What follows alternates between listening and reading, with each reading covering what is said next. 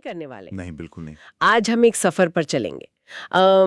मतलब सबसे छोटे स्तर से शुरू करके परमाणु की पहचान से। सही। फिर देखेंगे कि ये परमाणु एक दूसरे से बात कैसे करते हैं, मतलब केमिकल रिएक्शंस। बिल्कुल। और आखिर में हम ये देखेंगे कि इन सब का नतीजा हमारी रोजमर्रा की दुनिया में कैसा दिखता है। तो चलिए शुरू करते हैं। तो पहला सवाल जो हर चीज की नींव है, परमाणु।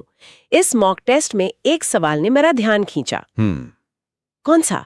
सवाल था किसी परमाणु का परमाणु क्रमांक किसके बराबर होता है, और विकल्प थे प्रोटॉन, न्यूट्रॉन, इलेक्ट्रॉन, इस तरह की चीजें। सुनने में तो बहुत बेसिक लगता है ना। लगता बेसिक है, लेकिन ये केमिस्ट्री का आप कह सकते हैं आधार है। इसका सही जवाब है नाभिक में मौजूद प्रोटॉनों की कुल संख्या। परमाणु क्रमांक सिर्फ उसका होता है। तो मतलब अगर हम किसी तरह सोडियम के नाभिक में जिसके पास 11 प्रोटॉन होते हैं, हाँ। उसमें एक और प्रोटॉन डाल दें, हाँ। तो क्या वो जादुई रूप से मैग्नीशियन बन जाएगा? बिल्कुल। जादुई शब्द शायद सही ना हो, लेकिन हाँ, नतीजा वही होगा। सच में? हाँ, उस एक प्रोटॉन के जुड़ते ही वो तत्व सोडियम नहीं रहेगा, वो मैग्नीशियन बन जाएगा। चाहे आप उसे कुछ भी कहें, उसकी पूरी केमिकल पहचान ही बदल जाएगी। वाह। इसीलिए परमाणु क्रमांक इतना फंडामेंटल है। ये द्रव्यमान संख्या यानी मास नंबर से अलग है, जिसमें हम प्रोटॉन और न्यूट्रॉन दोनों को गिनते हैं। अच्छा, हाँ। न्यूट्रॉन की संख्या बदल सकती है, जिससे आइसोटोप्स बनते हैं, लेकिन प्रोटॉन की संख्या बदलते ही पूरा तत्व ही बदल जाता है। ये तो कमाल है, मतलब प्रोटॉन ही असली बॉस है। अच्छा, जब हम परमाणु के अंदर झांकी रहें, तो इसमें एक और सवाल है जो हमें थोड़ा इतिहास में ले जाता है। सवाल था, थॉमसन के परमाणु मॉडल में कौन से सब एटॉमिक पार्टिकल्स पाए जाते हैं? इसका जवाब है केवल इलेक्ट्रॉन। और ये सवाल हमें सिर्फ एक तथ्य नहीं बताता, तो फिर ये दिखाता है कि विज्ञान कैसे काम करता है।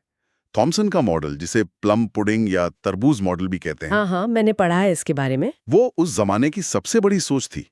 उन्होंने कहा कि परमाणु एक पॉजिटिव चार्ज वाला गोला है, जिसमें इलेक्ट्रॉन तरबूज के बीजों की तरह धसे हुए हैं। एक मिनट, लेकिन ये तो पूरी तरह से गलत है ना?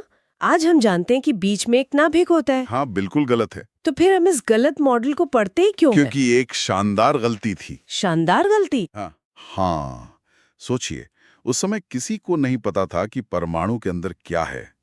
थॉमसन ने हिम्मत करके एक पहला ढांचा तो पेश किया। उन्होंने ये तो साबित कर दिया था कि परमाणु में नेगेटिव चार्ज वाले इलेक्ट्रॉन होते हैं, जो अपने आप में एक बहुत बड़ी खोज थी। सही। उनका मॉडल वो जरूरी पहला कदम था जिसे कोई और वैज्ञानिक परख सकता था, उसे चुनौती दे सकता था। विज्ञान सही जवाबों से ज्यादा सही सवाल पूछने से आगे बढ़ता है। तो आप कह रहे हैं कि थॉमसन के मॉडल के बिना रदरफोर्ड अपना मशहूर सोने की पन्नी वाला प्रयोग शायद कर ही नहीं पाते। बहुत हद तक सही बात है। रदरफोर्ड ने थॉमसन के मॉडल को टेस्ट करने के लिए तो वो प्रयोग किया था। अच्छा, उन्हें उम्मीद थी कि अल्फा कण उस पुडिंग से सीधे निकल जाएंगे, लेकिन कुछ कण वापस उछलकर आ गए। हाँ, ये तो ऐसा था जैसे आपने कागज पर गोली चलाई और वो पलटकर आपको ही लग गई। बिल्कुल। और इसी चौंकाने वाले नतीजे से उन्हें पता चला कि परमाणु का सारा पॉजिटिव चार्ज और लगभग पूरा द्रव्यमान एक बहुत ही छोटी सी जगह, मतलब न्यूक्लियस में केंद्रित है। तो हर गलत मॉडल हमें सही रास्ते की ओर एक कदम आगे बढ़ाता है। वाह, ये तो विज्ञान को देखने का एक बिल्कुल नया नजरिया है। तो ठीक है, हमने परमाणु की पहचान समझ ली, लेकिन एक अकेला परमाणु ज्यादा कुछ नहीं कर सकता। सही बात है। असली केमिस्ट्री तो तब शुरू होती है जब ये परमाणु एक दूसरे से मिलते हैं, और यहीं से हमारा अगला सवाल आता है। रासायनिक अभिक्रियाओं के बारे में। हाँ, सवाल है, जब हाइड्रोक्लोरिक अम्ल जल के साथ अभिक्रिया करता है तो क्या प्राप्त होता है? जब हाइड्रोक्लोरिक अम्ल यानी HCl पानी में घुलता है, तो वो H3O+, जिसे हाइड्रोनियम आयन कहते हैं, H3O+? हाँ, और Cl- यानी क्लोराइड आयन बनाता है। असल में होता यह है कि HCl अपना प्रोटॉन यानी H+ पानी के अणु H2O को दान कर देता है। अच्छा, वो उसे दे देता है। हाँ, और पानी का अणु उस प्रोटॉन को स्वीकार करके H3O+ बन जाता है। एक मिनट, मुझे हमेशा लगता था कि एसिड बस पानी में H+ आयन छोड़ देते हैं। तो क्या H+ आयन असल में कभी अकेले मौजूद नहीं होते? क्या वो हमेशा पानी के अणु से चिपक जाते हैं? बहुत अच्छा सवाल है, और इसका जवाब है हाँ, वो कभी अकेले नहीं घूमते। सच में? हाँ, H+ आयन असल में सिर्फ एक प्रोटॉन होता है, बहुत ज्यादा रिएक्टिव होता है। वो तुरंत पानी के अणु के ऑक्सीजन के साथ जुड़ जाता है। अच्छा। इसको ऐसे समझें, HCl एक दोस्त H+ के साथ आता है, लेकिन पानी H2O उस दोस्त को अपनी टीम में शामिल कर लेता है और वे मिलकर एक नई बड़ी टीम H3O+ बना लेते हैं। ये अच्छी एनालॉजी है। और अम्ल का असली असर इसी नई टीम की वजह से होता है। तो फिर इस H3O+ आयन का महत्व क्या है? ये बनता है ठीक है, पर सो व्हाट? ये है कि किसी भी घोल में इन H3O+ आयनों की मात्रा मतलब कॉन्सेंट्रेशन ही ये तय करती है कि वो घोल कितना अम्लीय या एसिडिक है। अच्छा। जितने ज्यादा हाइड्रोनियम आयन उतना ही ज्यादा एसिडिक और उतना ही कम उसका पीएच मान। तो ये सवाल सिर्फ एक रिएक्शन के बारे में नहीं है, ये अम्ल की परिभाषा के मूल में जाता है। समझ गई। मतलब पीएच स्केल असल में इन्हीं हाइड्रोनियम आयनों की गिनती कर रहा है। कमाल है। बिल्कुल। अच्छा, यहाँ एक और प्रतिक्रिया से जुड़ा सवाल है जो हमारे चारों ओर हर समय होती रहती है। अपने सभी अपर रूपों में कार्बन ऑक्सीजन में दहन करके क्या देता है? इसका सीधा जवाब है कार्बन डाइऑक्साइड, CO2, बशर्ते दहन मतलब कंबस्टन पूरा हो रहा हो। यहाँ जो शब्द अपर रूप या एलोट्रोप है वो बहुत दिलचस्प है। इसका मतलब है कि एक ही तत्व अलग अलग फिजिकल फॉर्म्स में मौजूद हो सकता है। कार्बन के मामले में इसके दो सबसे मशहूर अपर रूप हैं, हीरा और ग्रेफाइट। ये तो कमाल है। मतलब मेरी पेंसिल की नोक जो ग्रेफाइट से बनी है और एक कीमती हार में लगा हीरा, दोनों में एक ही चीज है, कार्बन। हाँ, ये तो केमिस्ट्री का सबसे बड़ा मेकओवर है ना? और ये केमिस्ट्री का एक बहुत गहरा सिद्धांत बताता है। It's all about arrangement. हाँ, ये मायने नहीं रखता कि आपके पास कौन से परमाणु हैं, बल्कि ये मायने रखता है कि वो एक दूसरे से जुड़े कैसे हैं। ग्रेफाइट में कार्बन के परमाणु परतों में होते हैं जो एक दूसरे पर फिसल सकती हैं। अच्छा, इसीलिए वो नरम होता है? हाँ, इसीलिए वो नरम और चिकना होता है।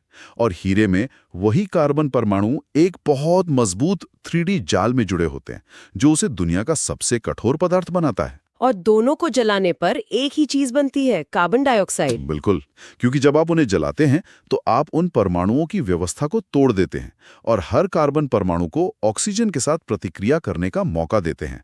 और जब एक कार्बन परमाणु दो ऑक्सीजन परमाणुओं से मिलता है तो वो हमेशा CO2 ही बनाएगा, चाहे वो पहले हीरा रहा हो या ग्रेफाइट। एग्जैक्टली। ये हमें बताता है कि बाहरी रूप चाहे कितना भी अलग हो, रासायनिक तौर पर तत्व का मूल स्वभाव वही रहता है। ठीक है, तो हमने देख लिया कि परमाणु क्या हैं और वे प्रतिक्रिया कैसे करते हैं। अब अपने सफर के तीसरे और आखिरी हिस्से पर आते हैं, हमारी रोजमर्रा की दुनिया। हाँ, चलिए अब उस सवाल पर आते हैं जो सीधे सीधे हमारी रसोई से जुड़ा है। सवाल था, इनमें से कौन सा समांगी मिश्रण का एक उदाहरण नहीं है? ये एक बहुत ही प्रैक्टिकल सवाल है। मिश्रण दो तरह के होते हैं, समांगी मतलब होमोजीनियस और विषमांगी यानी हेट्रोजीनियस। समांगी मिश्रण वो होता है जिसमें घटक पूरी तरह से समान रूप से घुल जाते हैं।